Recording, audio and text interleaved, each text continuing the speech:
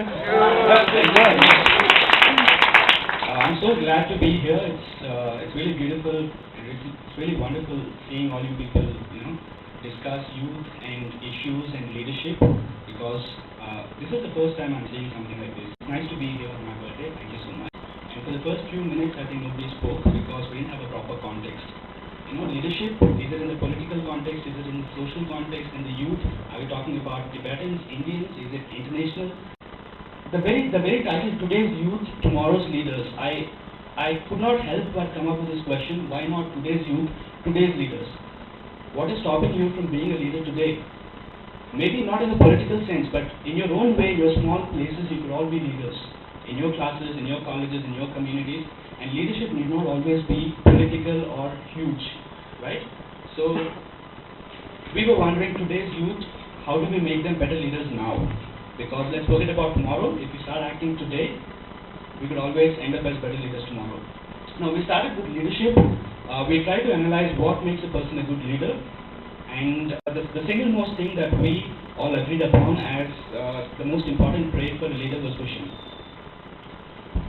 Primarily because when I came to Dharamshala, the one thing that I found here was the result of His Holiness Dalai Lama's vision.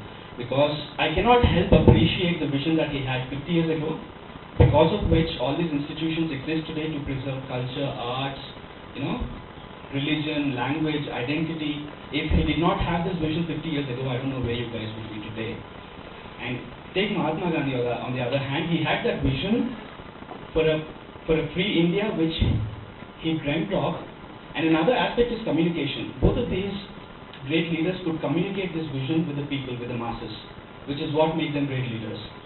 And a few other traits that we came up with were values and education. Education not in the true sense of not in the, in the broader sense, not in the cliched sense of degrees. Education as in the manifestation of the perfection inside the man, that is the definition given by Vivekananda. Education, once again, we stress this point because in India, a lot of our leaders are uneducated. And once again, I'll have to, demarcate the Tibetan scenario and the Indian scenario because they're both very different. Okay, then we kind of discussed a few things about India's youth and Tibetan youth. India's youth and politics, Tibetan youth and politics. Now, India's youth and politics, I don't think there's much that could be said about it because Indian youth are completely disconnected with politics, right? They are, disillusioned. They're completely, it's like disconcerted, I don't care types. And it's once again very sad because just a few months ago we had the elections and the turnout was really bad. And 60%, 70% of India's population is youth. On the other hand, if you look at the representation, I think it's 4% or 3%. And what could be done to make youth actively involve themselves in politics? Why are youth not actively involved in politics today? I think the reason is because youth believe politics is dirty. It's a dirty game, it's a dirty world, we don't want to muddle ourselves, we don't want to get into it. But the solution to this problem, I don't think, is by denying politics completely. By refusing politics, you don't solve the problem. I think the problem can be solved by engaging in politics. If politics is dirty, the problem is a problem that it's dirty. So it can only be solved by better politics and more politics and more youth involving in politics. And the Tibetan youth, once again, I think it's more social than political for the Tibetan youth. Because you are in a situation where you have to fight for a lot of things. You have to take initiative, you have to take leadership, responsibility. And in that regard, I see a lot of people working, fighting in a very strong way. I work with students for Free Tibet.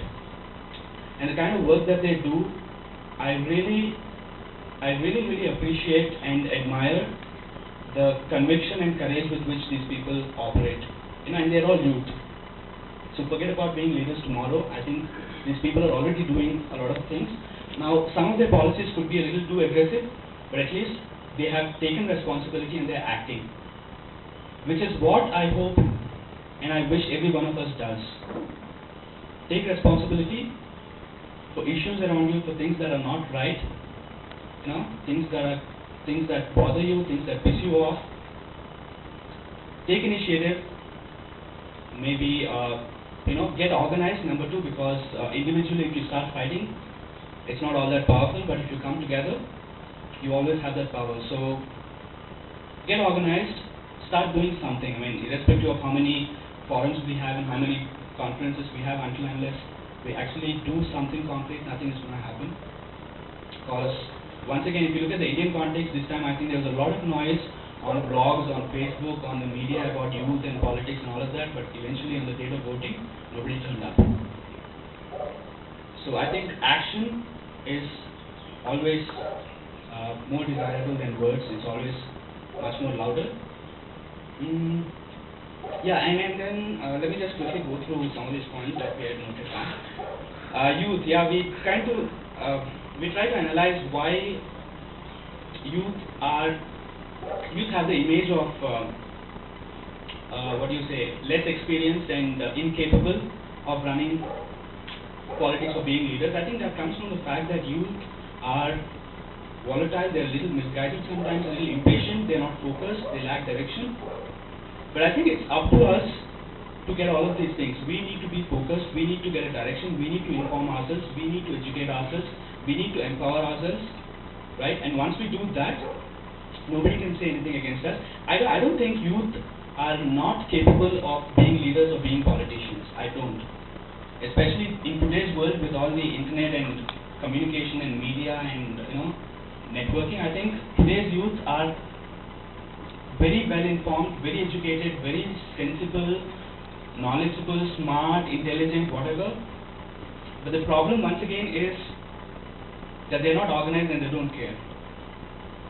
So and youth have the energy, the enthusiasm, the dynamics, that the old people lack.